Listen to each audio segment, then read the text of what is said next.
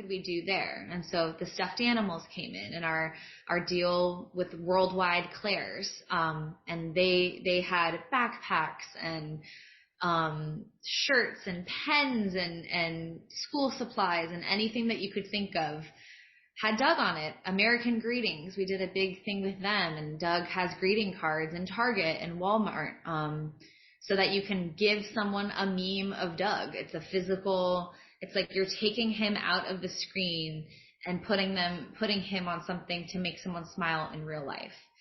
And ultimately now we're really focusing on Noni Pup, which I'm sure we'll get into more later, but those were like the big first things. I don't know if I missed any, Tori.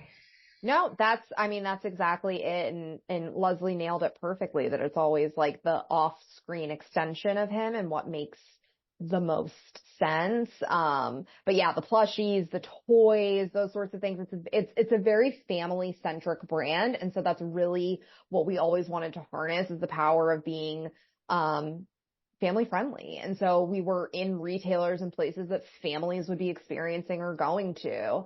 So that was really fun. But also, once again, when we were talking about diversifying revenue, you also don't know what's coming, right? So we had almost 3 years under our belt of this incredible worldwide Doug the Pug licensing deal across all different types of products in Claire's, which is a very brick and mortar store. And then the world stopped in 2020. The pandemic happened, and we're talking about a brand that is very heavily trafficked from brick and mortar in malls, shopping centers, strip malls across the world, in tons of different places. And unfortunately, we all know COVID touched everywhere. It wasn't one region of the world. So that changed the scenario a lot. And so it's always about being extremely nimble and also harnessing the power of the pre-existing partners, because our partner on the calendar is Willow Creek. I mean, and this is what we found a lot in the beginning of building out the physical product and the physical extension for brands, is that most of the executives that were coming to us that wanted to do deals were fans, or their kids were fans, or their family members were fans. And so, like Leslie said, the almost 10 years of working with our manufacturer, Willow Creek, I mean, that all started from an email from the head, Jeremy Petrie, and have been working, alongside him and his team. And unfortunately, he did pass away recently, and we miss him dearly, but that's been a long, loyal relationship of creating top quality product for people who just love it. I think when you mention the word relationship, to me, that's in a sense the key, because what you're trying to create, as a creator is not just a placement, is not just a hit. What it really drives a career is relationships, and is ongoing, protracted, mutually beneficial, kinds of exchanges. When you're sitting down with a potential partner and you want to ideally have this person as your partner, not just, this week or next month, but 5-10 years from now, what are you looking for in a potential brand partner, and what are you looking to show to them? I think a lot of it has to do with integrity.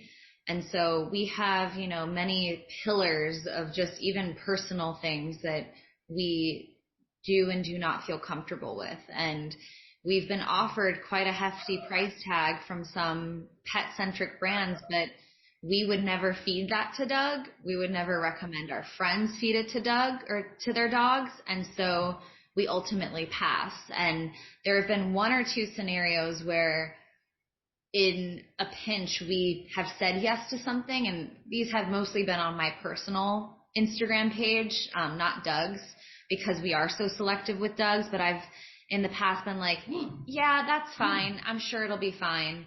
And I very quickly realized, like, this does not feel right to be making content for. This does feel really off in my gut. And so then we pivot.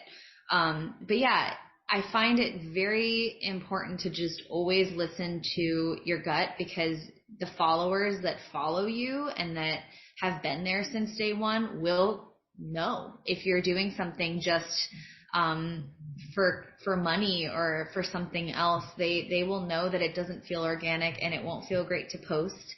I want to be excited about everything that we're putting on Doug's social media. I want to be proud of it. I want to be excited about it. And those types of videos and those types of content are always the ones where we get the best feedback from the brand. I love to, if the people that we're working with have kids, I'll send them a little care package of Doug the Pug things, or they'll get a little special Zoom with Doug. But that's just, we love it. We love to spread Doug anywhere and everywhere.